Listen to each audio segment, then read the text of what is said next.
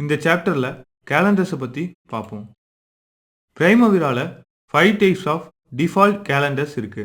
First one 5/10 calendar. 5/10 கேலண்டர்னா என்னன்னா 1 வீக்ல 5 days working டேஸா fix பண்ணியிருப்பாங்க. அந்த ஒர்க்கிங் டேஸ்ல 10 hours ஒர்க்கிங் ஹவர்ஸா ஃபிக்ஸ் பண்ணியிருப்பாங்க. Second one 6/24 calendar. இதுல 1 வீக்ல 6 டேஸ் ஒர்க்கிங் டேஸாவும் 24 hours ஒர்க்கிங் ஹவர்ஸாவும் ஃபிக்ஸ் பண்ணியிருப்பாங்க. Third one 7/24 calendars.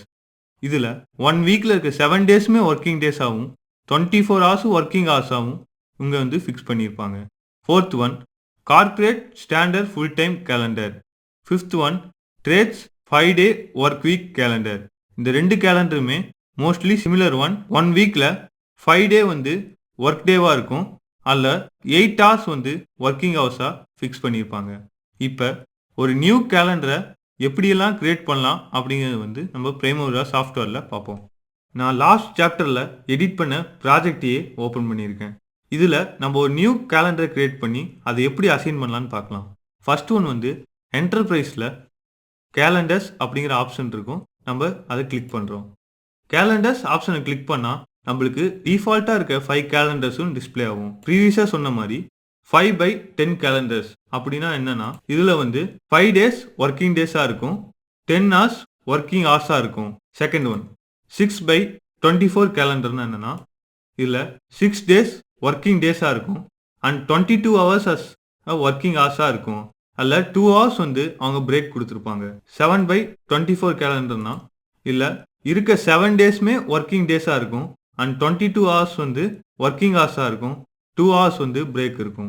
Standard full time and trade 5 day work வீக்னாலும் ரெண்டுமே சிமிலர் தான். அதில் 5 days வந்து ஒர்க்கிங் டேவாக இருக்கும், அதில் 8 hours வந்து ஒர்க்கிங் ஹவர்ஸாக இருக்கும்.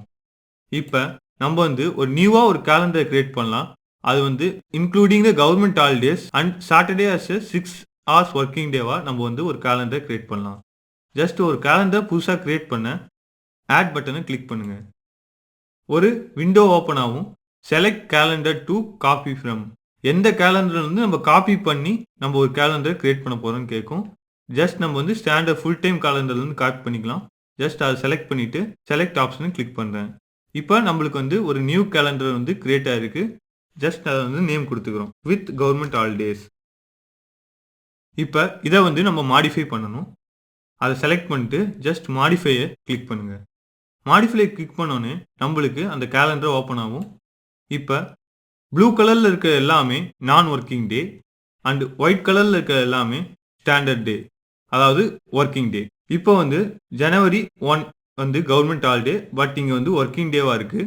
ஸோ நம்ம அந்த பிக் பண்ணிவிட்டு நான் ஒர்க் அப்படிங்கிற ஆப்ஷனை கிளிக் பண்ணுறோம்.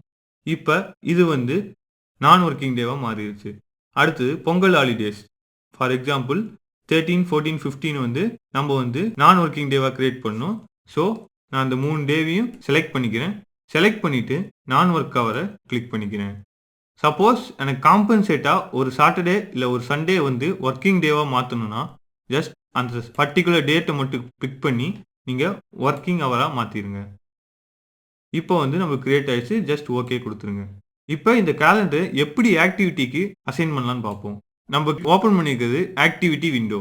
இந்த ஆக்டிவிட்டி விண்டோவில் நம்ம எல்லா ஆக்டிவிட்டிக்கும் நம்ம இப்போ கிரியேட் பண்ணியிருக்க கேலண்டரை மாற்றணும்.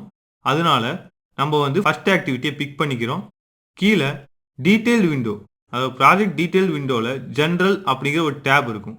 அந்த டேப் பிக் பண்ணிங்கன்னா இங்கே ஆக்டிவிட்டி கேலண்டர்னு இருக்கும். அதில் இருக்க டிஃபால்ட்டாக இருக்க கேலண்டர் நம்ம செலக்ட் பண்ண கேலண்டர் வந்து இருக்கும். நம்ம இப்போ வந்து மாடிஃபை பண்ண கேலண்டரை மாற்றணும் அப்படின்னா இங்கே இருக்க பட்டனை கிளிக் பண்ணி நம்ம கிரியேட் பண்ண கேலண்டர் டிஸ்பிளே ஆகும். அதை கிளிக் பண்ணி ஆட் கொடுத்துருங்க. அதே மாதிரி சிமிலராக எல்லா ஆக்டிவிட்டிக்கும் நீங்கள் வந்து சேஞ்ச் பண்ணணும். நான் இப்போ எல்லா ஆக்டிவிட்டிக்கும் நான் சேஞ்ச் பண்ணுறேன்.